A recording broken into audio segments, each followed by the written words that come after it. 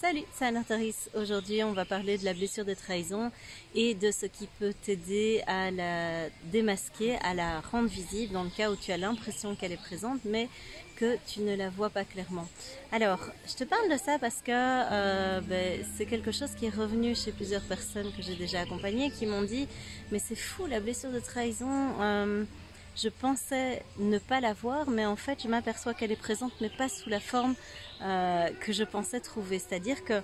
en temps normal, tu vas voir que tu vas assez rapidement comprendre qu'elle est présente dans le cas où on te trahit régulièrement, c'est-à-dire que la personne sur laquelle tu comptes ne va pas tenir ses engagements, elle va te mentir, elle va te la jouer à l'envers, elle va te prétendre que tu peux compter sur elle, et en fait, tu vas voir que dans le cas où tu es vraiment en difficulté, personne ne va pas être là. Ça, c'est tous des éléments qui vont te permettre de voir que on te trahit. Tu peux voir aussi assez facilement apparaître toutes les fois où toi tu vas trahir d'autres personnes, c'est-à-dire où tu vas rompre tes propres engagements de manière volontaire ou inconsciente, c'est-à-dire que tu vas t'engager dans plein d'endroits différents auprès de plein de personnes, tu vas leur dire que oui, il n'y a pas de problème, tu seras là, elles peuvent compter sur toi, tu vas prendre plein de tâches sur tes épaules, tu vas vouloir aider plein de personnes, et en fait, il y a tellement de choses qui vont être engagées en parallèle dans ta vie que soit tu ne vas pas avoir le temps pour le faire, soit tu ne vas pas avoir l'énergie. Bref, il va y avoir des choses qui finalement, dans la mise en place de ce que tu as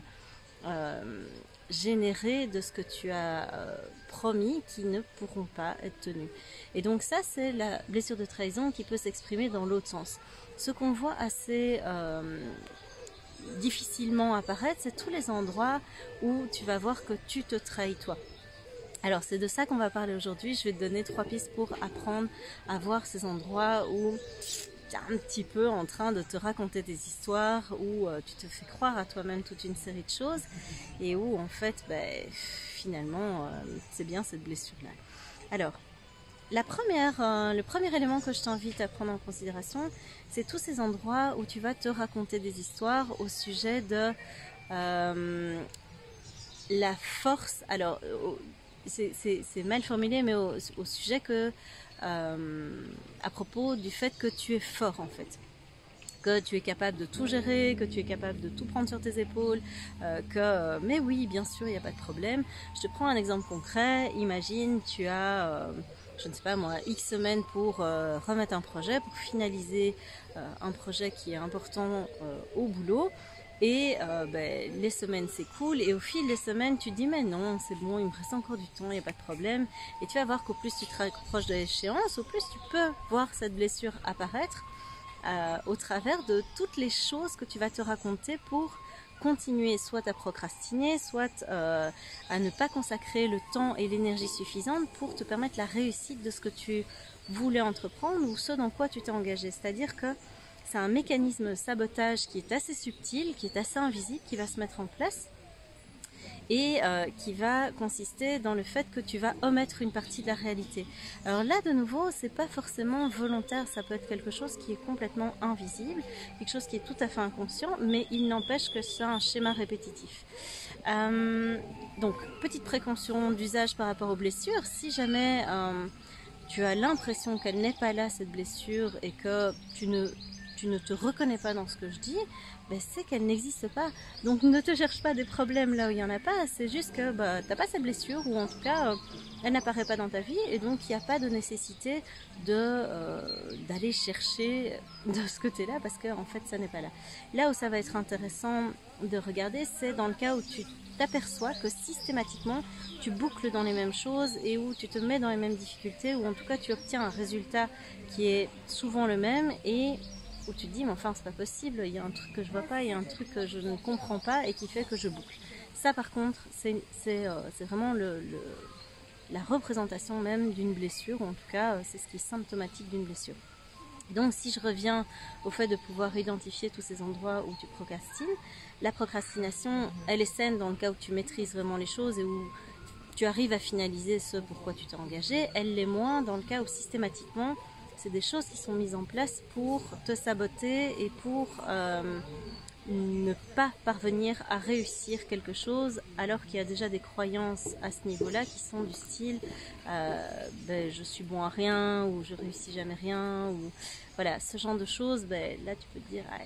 là il y a un souci.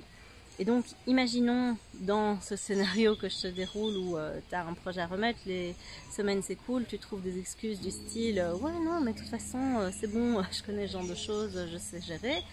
Et tu ne prends pas en compte dans l'équation tous ces endroits où potentiellement il y a des imprévus, c'est-à-dire tu peux tomber malade, il peut y avoir des tâches qui se rajoutent au boulot que tu n'avais pas prévu, genre un collègue tombe malade, pas de bol, peut-être que tu vas devoir gérer son boulot, peut-être que il y a des choses qui peuvent arriver dans ta vie que tu n'as pas prévues et qu'on ne prévoit jamais,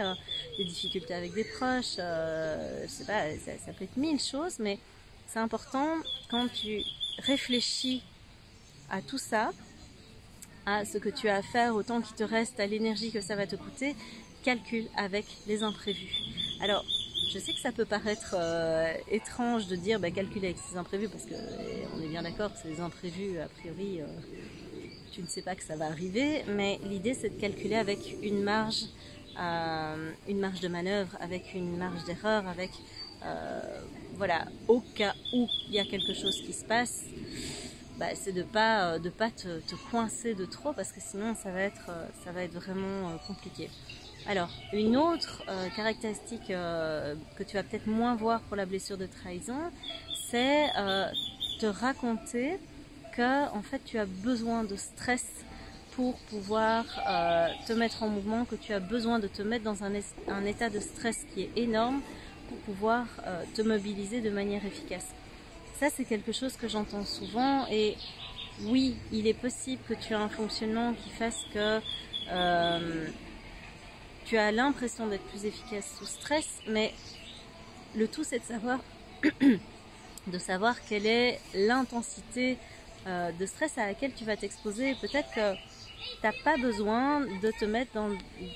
dans les cordes pour être dans un niveau de stress qui est là, alors qu'en fait, peut-être tu as juste besoin d'un petit coup de boost qui va t'activer et qui va faire, allez, j'ai un petit challenge, et ce petit challenge, ça peut être cool. Voilà, ça c'est vraiment quelque chose qui a à voir avec ce que tu vas t'infliger en fait. Tu vas voir que dans cette blessure trahison, ce qui te semble invisible, ça va être quelque chose de l'ordre de... comment je vais formuler ça? Ça va être quelque chose de l'ordre de... Je vois pas les difficultés dans lesquelles je me mets, je ne vois pas ce que je m'inflige, et donc je t'invite vraiment, je marche un petit peu, je commence à avoir des fourmis dans les jambes en fait. Je t'invite vraiment à pouvoir prendre ça en considération et à pouvoir te dire ok, mais peut-être qu'en fait je suis en train de m'infliger des choses qui sont pas nécessaires, et ça m'amène vraiment à la troisième chose où je t'invite vraiment à la délicatesse et à la douceur, parce que tu vas voir que cette blessure de trahison, elle va te pousser à en vouloir aux autres, à être en colère contre les autres, à être frustré, à avoir l'impression qu'on te la joue toujours à l'envers. Mais il y a peut-être quelque chose que tu ne vois pas à ce niveau-là, qui est que, de nouveau, ce que tu t'infliges, ce dans quoi tu te mets comme difficulté, en fait, c'est toi qui as de la prise là-dessus. Je te prends un exemple concret. Imaginons que dans ton entourage, tu as une personne qui régulièrement ne tient pas parole, qui te la joue à l'envers, qui prend pas soin de toi, qui te respecte pas, etc. Typiquement, ce que tu t'infliges à ce moment-là, c'est de rester avec une personne qui n'est pas le type de personne que tu souhaites avoir dans ta vie, qui n'est pas... alors, je ne trouve pas le mot juste, mais qui n'est pas ce que tu cherches, qui n'est pas dans les valeurs que toi tu chéris, qui n'est pas à la hauteur. Alors je mesure vraiment ce mot, enfin cette expression, quand je veux dire à la hauteur, c'est-à-dire que par rapport au niveau de qualité relationnelle que tu vas avoir, cette personne ne rentre pas dans le niveau de qualité que toi t'aimerais avoir. Ça ne veut pas dire que cette personne est mauvaise, ça ne veut pas dire qu'il faut lui en vouloir ou qu'il faut la bannir de ta vie, ça veut juste dire, mais demande-toi en fait, pourquoi est-ce que tu t'infliges ça? Pourquoi est-ce que tu t'imposes ça? Pourquoi est-ce que quelque part, ce niveau de qualité que tu espères avoir, pourquoi est-ce que finalement tu ne le respectes pas? Et tu vois, c'est vraiment là à cet endroit-là, dans ce que tu vas te dire à ce moment-là, que tu vas pouvoir voir ta blessure de trahison apparaître. Parce qu'en fait, tu vas certainement trouver plein d'excuses pour maintenir ces relations, pour maintenir ces situations qui ne te conviennent pas dans ta vie. Et c'est là toutes les histoires, toutes les excuses qu'on peut se raconter en se disant oui mais enfin bon cette personne n'est pas toujours comme ça, on passe quand même des très chouettes moments, c'est quand même quelqu'un qui fait partie de ma vie depuis longtemps, etc. Tu vois le genre de choses qu'on peut se raconter à ce niveau-là. Et donc c'est vraiment ça que je t'invite à prendre en considération. Donc voilà, 3 pistes où tu vas pouvoir repérer peut-être plus facilement ta blessure de trahison. Si tu veux que je t'accompagne dans le décodage de tes blessures, dans le fait de pouvoir les soigner, sortir de ces schémas répétitifs, eh ben, je t'invite à bloquer un call ici dans la description. Tu vas retrouver un endroit où tu vas facilement pouvoir prendre rendez-vous. Et écoute, moi je te dis à très bientôt pour de nouvelles vidéos. Ciao!